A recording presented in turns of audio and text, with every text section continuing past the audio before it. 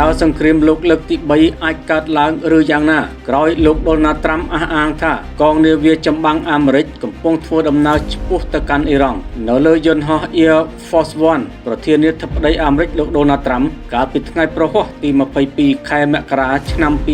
2026បានឲ្យដឹងថាកងនាវាចម្បាំងមួយក្រុមរបស់សហរដ្ឋអាមេរិកកំពុងធ្វើដំណើរឆ្ពោះទៅកាន់អ៊ីរ៉ង់ប៉ុន្តែសង្ឃឹមថាលោកនឹងមិនមានភាពចាំបាច់ប្រើប្រាស់នាវាចម្បាំងទៅនោះទេខណៈបានបញ្ជូនសារព្រមានជាថ្មីកុំឲ្យទីក្រុងតេហេរ៉ង់កាប់សម្លាប់បាតុករឬចាប់ផ្ដើមកម្មវិធីនុយក្លេអ៊ែររបស់ខ្លួនឡើងវិញនេះបើតាមការចេញផ្សាយដោយទីភ្នាក់ងារសារព័ត៌មាន Reuters តាមសារព័ត៌មាន Reuters ក្រុមមន្ត្រីអាមេរិកជាច្រើនអ្នកក្នុងលក្ខខណ្ឌមិនបញ្ចេញឈ្មោះបាននិយាយថានាវាផ្ទុកយន្តហោះចម្បាំងអាមេរិក USS Abraham Lincoln អមដំណើរដោយនាវាពិឃាតប្រដាប់ដោយមីស៊ីលជាច្រើនគ្រឿងនឹងធ្វើដំណើរទៅដល់មជ្ឈមបូព៌ាប៉ុន្មានថ្ងៃខាងមុខក្នុងនោះដែរមន្ត្រីអាមេរិកម្នាក់បានឲ្យដឹងទៀតថាប្រព័ន្ធការពារដែនអាកាសបន្ថែមក៏នឹងត្រូវបានបញ្ជូនទៅកាន់តំបន់មជ្ឈមបូព៌ាដែលអាចនឹងត្រូវបានប្រើប្រាស់ដើម្បីទប់ទល់ប្រឆាំងនឹងការវាយប្រហារមួយរបស់អ៊ីរ៉ង់លើមូលដ្ឋានទ័ពអាមេរិកក្នុងតំបន់ថ្លែងទៅកាន់ក្រុមអ្នកសារព័ត៌មាននៅលើយន្តហោះ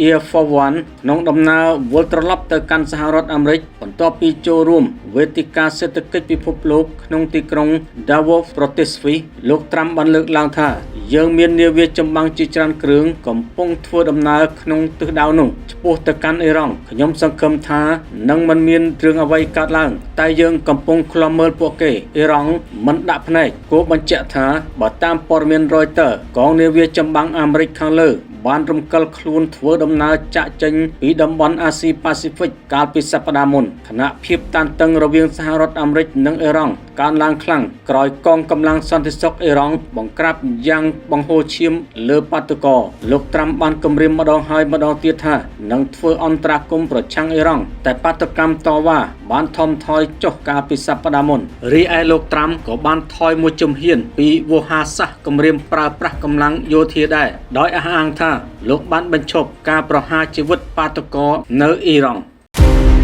ញាធរចម្រុះខេត្តមណ្ឌលគិរីចុះបង្ក្រាបទីតាំងស្តុកឈើខុសច្បាប់មួយកន្លែងក្នុងស្រុកសែនមនោរម្យដកហូតឈើប្រណិតនិងរថយន្តមួយគ្រឿងក្នុងយុទ្ធនាការរឹតបន្តឹងច្បាប់ស្តីពីព្រៃឈើកម្លាំងចម្រុះខេត្តមណ្ឌលគិរីបានចុះបង្ក្រាបទីតាំងសន្និធិផលអនុផលព្រៃឈើដោយគ្មានការអនុញ្ញាតមួយកន្លែងនៅព្រឹកថ្ងៃទី23ខែមករាឆ្នាំ2026ស្ថិតក្នុងភូមិដោះក្រមុំសង្កាត់សុខដុមក្រុងសែនមនោរម្យរដ្ឋបတ်ការនេះបានកំណត់មុខសញ្ញាច្បាស់លាស់លើផ្ទះរបស់ជនសង្ស័យឈ្មោះប្រាក់គាភេទប្រុសអាយុ41ឆ្នាំមុខរបរជាអ្នកបើកបរយោងតាមរបាយការណ៍បានឲ្យដឹងថានៅពេលសមត្ថកិច្ចចុះទៅដល់ចំណុចនិយាមការ73 75 10និង13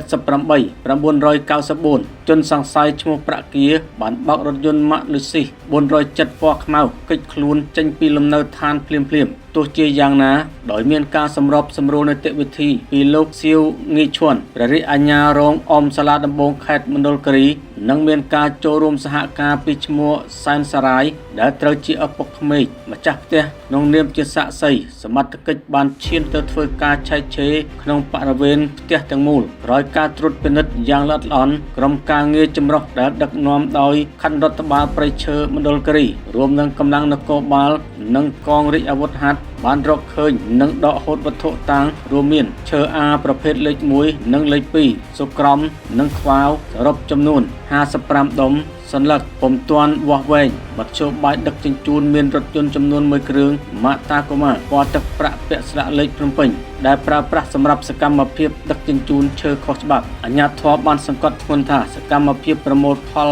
និងសន្និធិផលអនុផលព្រៃឈើដោយគ្មានលិខិតអនុញ្ញាតនេះគឺជាការរំលោភបំពានយ៉ាងធ្ងន់ធ្ងរលើច្បាប់ស្តីពីព្រៃឈើបច្ចុប្បន្នវត្ថុតាងឈើហើយនិងរថយន្តត្រូវបានបញ្ជូនទៅរក្សាទុកជាបណ្ដោះអាសន្ននៅស្នាក់ការខណ្ឌរដ្ឋបាលព្រៃឈើមណ្ឌលគិរីដើម្បីរៀបចំសំណុំរឿងបញ្ជូនទៅតុលាការនិងបន្តនីតិវិធីតាមច្បាប់ជាធរមានរដ្ឋបាលការនេះបានបង្ហាញពីការបដិញ្ញាចិត្តខ្ពស់របស់រដ្ឋបាលព្រៃឈើខេត្តមណ្ឌលគិរីក្នុងការលុបបំបាត់រាល់សកម្មភាពមេខ្លោងឈើដែលចាក់ឫសយ៉ាងជ្រៅក្នុងខេត្តមួយនេះដោយមិនមានការយោគយល់ឡើយទន្ទឹម នឹងនេះមហាជនបានសម្ដែងការគាំទ្រចំពោះចំណាត់ការក្តៅនេះនិងរងចាំមើលការអនុវត្តច្បាប់ចំពោះបុគ្គលឈ្មោះប្រាក់គាដែលបានរត់គេចខ្លួនពីកន្លែងកើតហេតុ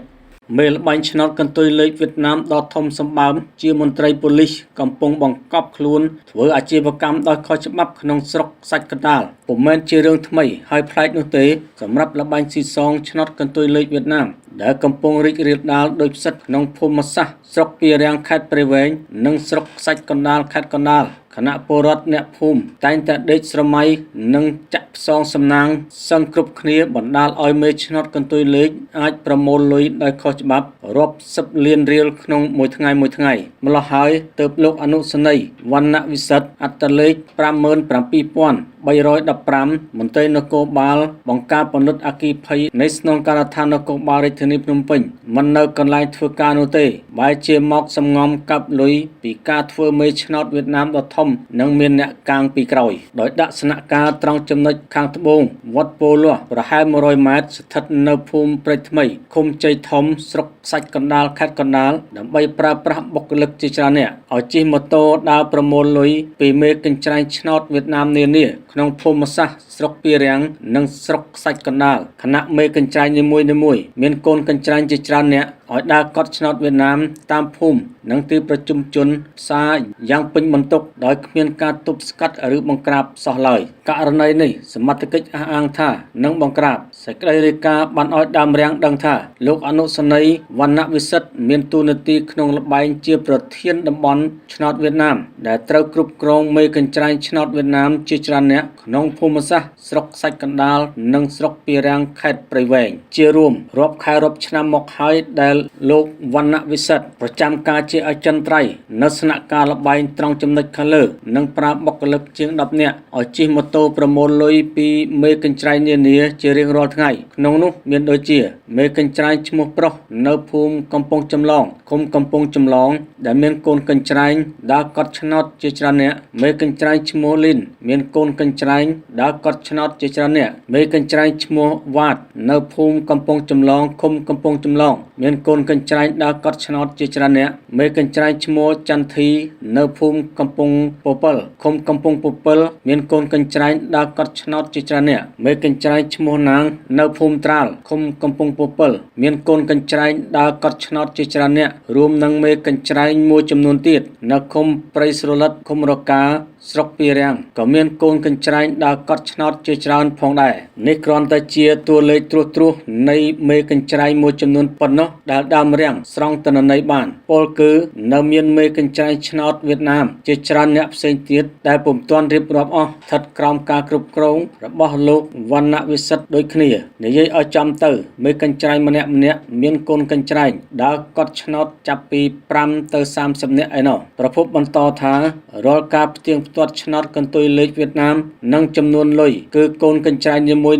តែងតែបូកលុយលេខនិងពិនិត្យជាមួយមេកញ្ច្រែងឬបុគ្គលិកប្រមូលលុយរៀងរាល់ម៉ោងជិត4ល្ងាចមុនពេលឆ្នោតចេញក្រោយប្រមូលទិន្នន័យច្បាស់លាស់ហើយមេកញ្ច្រែងទាំងនោះនឹងបញ្ជូនតួលេខឲ្យបុគ្គលិកប្រមូលលុយឬបញ្ជូនបន្តទៅកាន់លោកវណ្ណៈវិសិទ្ធតាមប្រព័ន្ធ Telegram ដើម្បីធ្វើការស៊ីសងប្រចាំថ្ងៃទាំងដែលលោកវណ្ណៈវិសិទ្ធមានលេខានិងជំនួយការ4ទៅ5នាក់សម្រាប់ជួយពិនិត្យផ្ទៀងផ្ទាត់សញ្ញាឆ្នោតវៀតណាមនិងរាប់លុយចំពោះលុយស៊ីសងគឺកូនកញ្ច្រែងទូទាត់ជាមួយមេកញ្ច្រែងហើយមេកញ្ច្រែងមកទូទាត់បន្តជាមួយលោកវណ្ណៈវិសិទ្ធដែលជាមេធំជាហេតុនាំឲ្យលោកវណ្ណៈវិសិទ្ធអាចប្រមូលលុយពីប្រជាពលរដ្ឋដោយខុសច្បាប់តាមបណ្ដាភូមិឃុំនានាក្នុងស្រុកខ្សាច់កណ្ដាលនិងពីរាំងបានរាប់10លានរៀលក្នុងមួយថ្ងៃអ្នកភូមិព្រែកថ្មីឃុំជ័យធំនិយាយថាជារៀងរាល់ព្រឹកលោកវណ្ណៈវិសិទ្ធតែងតែប្រជុំនៅស្នាក់ការត្រង់ចំណុចខាងលើដើម្បីដាក់ផែនការឲ្យបុគ្គលិកខ្លួនដើរប្រមូលលុយពីមេកញ្ច្រែងឆ្នោតវៀតណាមតាមទិសដៅយុទ្ធសាស្ត្រនៃល្បែងស៊ីសងខុសច្បាប់ដោយឡែកពលរដ្ឋនិយាយថារាល់ថ្ងៃនេះពល ពួកខ្លួនតែងតែចាក់ឆ្នោតវៀតណាមផ្សងសំណាងជាប្រចាំខណៈកូនកញ្ច្រែងដើរកត់ឆ្នោតវៀតណាមគឺសម្បូរណាស់ដោយសារមេកញ្ច្រែងដាក់ពង្រាយគ្រប់ភូមិតែម្ដងហេតុនេះងាយស្រួលក្នុងការចាក់ឆ្នោតប៉ុន្តែមិនងាយនឹងត្រូវនោះទេហើយបច្ចុប្បន្នឆ្នោតវៀតណាមគេស៊ីសង1គុណនឹង800ដងឯណោះឧទាហរណ៍ចាក់ចំនួន1000រៀលបើត្រូវមេសងមកវិញចំនួន80000រៀលព្រោះតែមួយសង800ដងបែបនេះហើយទើបមេឆ្នោតធំដូចជាលោកវណ្ណៈវិសិទ្ធអាចពង្វក់ស្មារតីពលរដ្ឋមួយចំនួនឲ្យបង់លុយផ្សងសំណាងជាមួយល្បែងឆ្នោតកន្ទុយលេខវៀតណាមភ្លុកទឹកភ្លុកដីពលគឺគ្រាន់តែដេកស្រមៃឬសុបិនក៏នាំគ្នាកាត់ឆ្នោតចាក់ផ្អើលភូមិមិនតែប៉ុណ្ណោះសំបីមនុស្សស្លាប់ឆ្កែរត់បុកប៉ោតដើមឈើរលំឬមានហេតុការណ៍ផ្សេងក៏នាំគ្នាកាត់ឆ្នោតចាក់ដែរក្នុងនោះអ្នកខ្លះតាមចាក់ឆ្នោតលេខចាំរហូតលងចុងចំពាក់បំណុលគេឈានដល់ឆ្លោះទាស់ទែងក្នុងគ្រួសារនិងរត់ចោលផ្ទះដោយសារចាញ់ឆ្នោតនិងកិច្ចពីបំណុលក៏មានដើម្បីឲ្យមានចម្លើយទាំងសងខាងនៅថ្ងៃទី23ខែមករាឆ្នាំ2026ដើមរាំងបានសុំការបំភ្លឺពីលោកដិនធានាយប៉ុស្តិ៍នគរបាលរដ្ឋបាលឃុំជ័យធំប៉ុន្តែលោកមិនទទួលទូរស័ព្ទរីឯលោកម៉ែនសុខឿនអធិការស្រុកសាច់កណ្ដាលបានថ្លែងថាលោកនឹងដាក់កម្លាំងចុះស្រាវជ្រាវដើម្បីបង្ក្រាបដោយគ្មានការលើកលែងចំណែកលោកចេងឌីណាអភិបាលស្រុកសាច់កណ្ដាលបានថ្លែងប្រាប់ដើមរាំងថាលោកនឹងស៊ើបអង្កេតដើម្បីបង្ក្រាបតែម្ដងដោយឡែកលោកសុំសីហាអធិការស្រុកពីរាំងបានថ្លែងថាប្រសិនបើឃើញមានការលួចឆ្នោតជាក់ស្ដែងនឹងបង្ក្រាបចាត់ការតាមច្បាប់ទោះជាយ៉ាងណាក៏ដោយប្រជាពលរដ្ឋដែលមានប្តីឬប្រពន្ធជាអ្នកញៀនល្បែងស៊ីសងឆ្នោតកន្ទុយលេខវៀតណាមសូមស្នើយ៉ាងទទូចដល់ឯកឧត្តមគុជចម្រើនអភិបាលខេត្តកណ្ដាលឯកឧត្តមសួនសុមាលិនអភិបាលខេត្តព្រៃវែងឯកឧត្តមអភិសន្តិបណ្ឌិតសសុខាឧបនាយករដ្ឋមន្ត្រីក្រសួងមហាផ្ទៃជាពិសេសសម្ដេចធិបតីហ៊ុនម៉ាណែតនាយករដ្ឋមន្ត្រីនៃកម្ពុជាមេត្តាចាត់វិធានការបង្ក្រាបចំពោះល្បែងស៊ីសងឆ្នោតកន្ទុយលេខវៀតណាមខាងលើដោយក្តីអនុគ្រោះនិងសូមឲ្យចាត់វិធានការដាក់វិន័យម៉ឺងម៉ាត់លើលោកអនុសេនីយ៍វណ្ណៈវិសិទ្ធអត្តលេខ57315ដោយខ្លួនជាមន្ត្រីអនុវត្តច្បាប់បែរជាបើកល្បែងខុសច្បាប់ទាំងបំពេញដើម្បីអនុវត្តឲ្យបាននៅគោលការណ៍ភូមិឃុំមានសុវត្ថិភាព